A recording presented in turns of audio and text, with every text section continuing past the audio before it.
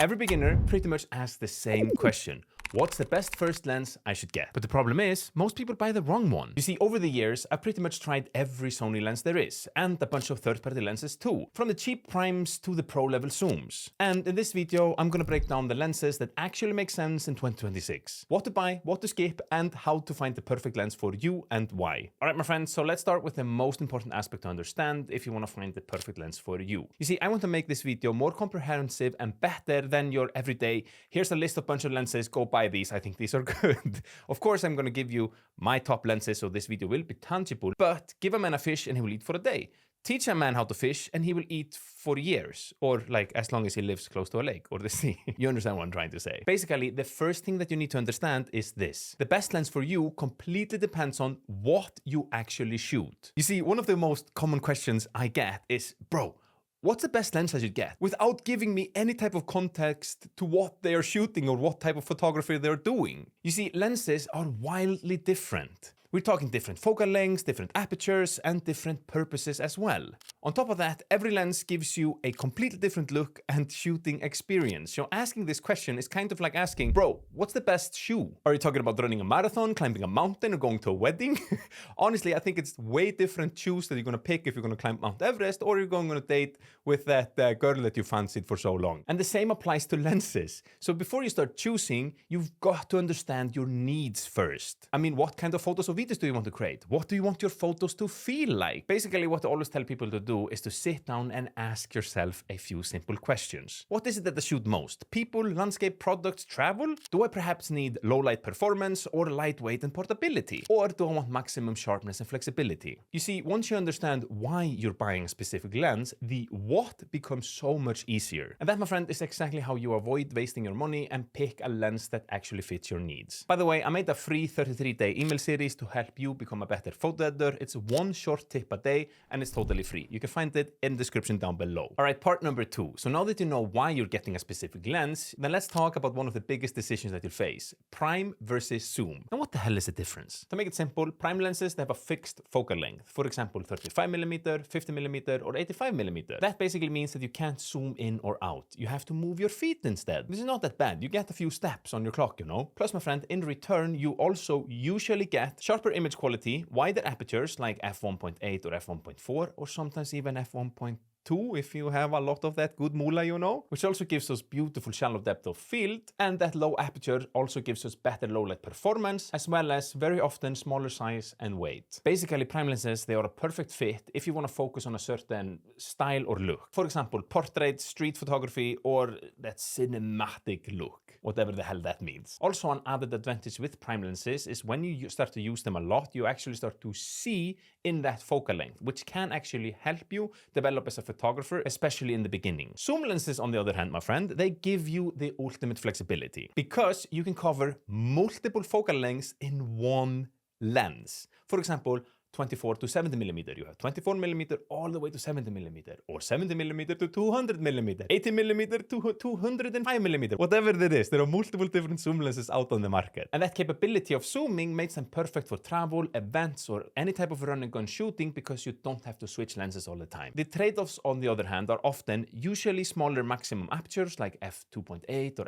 f4. Also, they're often slightly heavier and bulkier, and in many cases, often not quite as sharp or creamy as many primes that you will find on the market, but they are much more versatile. So if you're just starting out and you want to learn photography, a prime lens, it can teach you a lot. But if you're filming and shooting in very dynamic environments, a zoom lens, it will save you a ton of frustration. With other words, it really comes down to your shooting style. Do you want to craft your shots and move around? Then go with a prime lens. Or maybe do you want to capture everything quickly and easily? My friend, go with a zoom. Personally, I like zoom lenses a lot more because they fit my run and gun style a lot better. And that's why you will see me more often recommend them over prime lenses. Now, I do own a bunch of prime lenses and they have their time and place in my kit, but as I said, most of the time, I use zoom lenses. All right, my friend, it's time to dive into the juicy part, the actual lenses that I recommend. So one of the big things that I've always loved about Sony is the crazy amount of lenses you can get. Not only does Sony have a ton of lenses in the roster, but there is also a abundance of third-party lenses that you can get. Now in this video, you will come to realize that what I mostly recommend are Sony lenses and Sigma lenses. That's the lenses that I have the most experience with. And I think they're pretty fucking sick. But to make this video as complete as possible, because I don't want to be just in my Sony and Sigma echo chamber, then I actually made a community post on my wall a few days ago and asked you guys what were your favorite lenses for your Sony systems and what you would recommend as a best first lens to a beginner in this day and age. And there were a few there that even surprised me. Part 3. So let's start with the APS-C lenses. So if you're using an A6400, A6700, or maybe a ZVE camera, then my friend, this is for you. Also keep in mind that I mostly focus on landscape photography and a little bit of travel photography, whatever travel photography actually means, and urban cityscape photography as well. That basically means that the lenses that I recommend are aimed for that because that's my world and what I know. Of course, all lenses will work with whatever that you want to shoot, but some lenses are better suited for those needs. You understand? I think you do, because you're very smart. On my A6700, which is here, I actually have the Sony 16 to 55mm f2.8. This lens, my friend, is phenomenal. It is so good. It's such a workhorse. However, if I were to recommend the best first lens for a beginner today, I'm not so sure I would recommend it. I think that I would actually recommend the Sigma 18 to 50mm f2.8 over this. Why? Because it's smaller, like a lot smaller, and cheaper. So that's basically it. Also, the reason I would go with this lens as my first lens, the 18 to 50 or the 16 to 55, is that focal length is perfect for so much. You can punch in and do a little bit of zoom, you have a pretty wide angle as well, and everything in between. Also, the f2.8 makes it great for portraits if you're into that, and a little bit of that creamy bokeh blur that we love, you know. Plus, it's a fantastic lens for landscape and travel and city and everything that you want to create. Basically, it's a great all-arounder. Now, if you want to get two lenses then, I would personally pair it with a Sigma 10 to 18mm, then you're covered from 10mm all the way up to 55mm or 50mm on an APS-C body. Fantastic. And if you want to be a complete boss with it and get a 3-lens setup, then you can get the Sony 70 to 350mm. That is a great lens. It's so small for what it can do, and the zoom capabilities there are absolutely nuts. And then you're pretty much covered from a tiny range, very wide, to really zoomed in lens. Now, those of you who want to rather pick prime lenses, I'm not going to forget you. In my opinion, and the lenses that I've had most experience with when it comes to primes for APS-C cameras are the Sigma trio. The Sigma 60mm, I actually have it right here. I've hammered on this very much. The Sigma 30mm, and then you have the Sigma 56mm. That is this little lens right here, and this is by far my favorite portrait lens when it comes to the APS-C bodies. It's also great for landscape, city, and street photography as well, and because of the crop factor, it's similar look to an 85mm lens on a full frame. So if you like that 85mm look, you're gonna love this lens. Plus, it's tiny. Take a look at this. It is so small and it's just such a great lens. Next up, I'll be sharing with you the best first lenses for full frame cameras, as well as the lenses that you guys shared, which some of them were a little bit weird. But before we do that, then just a quick shout out to today's sponsors, ArtList.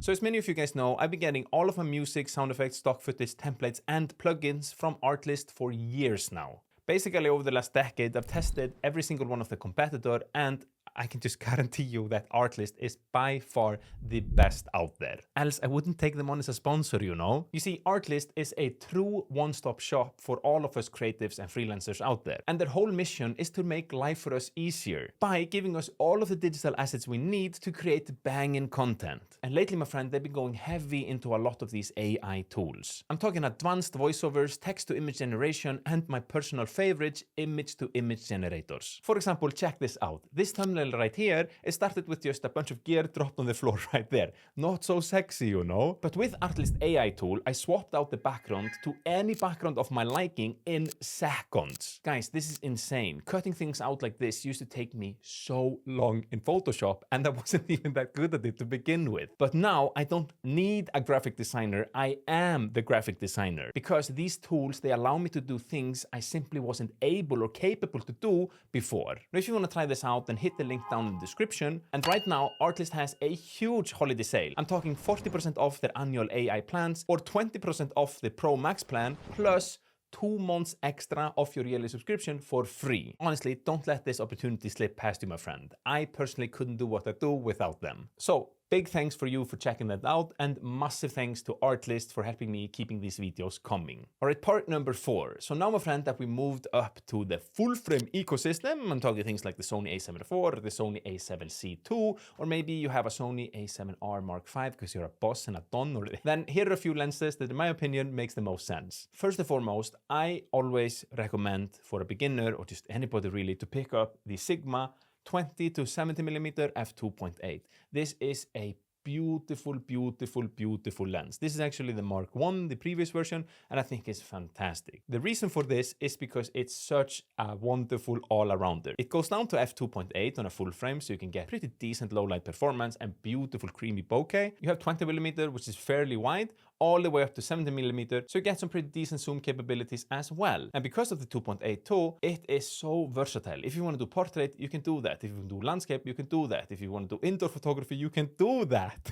And the quality of it is just fantastic and really good. I'm personally really, really, really happy. And between two friends, then I've like banged the living shit out of this lens. Now you could get the Sony one, the 24 to 70mm f2.8. This is the Mark II, but to be honest, I don't see a massive difference between the G Master or the Sigma Art. The only place I see a difference is in my wallet. Then between the Mark II or Mark I, on both of these lenses, the Sigma lenses and these Sony G Master lenses and the 24 to 70mm, then I don't see like any difference really in the image quality, but the weight on both of them is 30% lighter. And that, my friend, is a big deal. And the reason why I got the Mark II on the Sony lens here, I wanted to try the Sony II, so I have both. Now, another lens I want to show you is this one right here. This is the Tamron 28 to 200mm f2.8 to 5.6. It is tiny. It's really, really small and really compact. Perfect for me as a landscape photographer. You see, when it comes to landscape photography, I do not need to carry with me big heavy lenses that go down in f2.8 or whatever, because I barely ever shoot in f2.8. So why should I carry with me low aperture lenses? The lower the aperture, the bigger the glass is, and the more heavy the lenses are. And I know that. In landscape photography, I'm often hiking, I'm often on the go, and I need to carry lightweight and compact.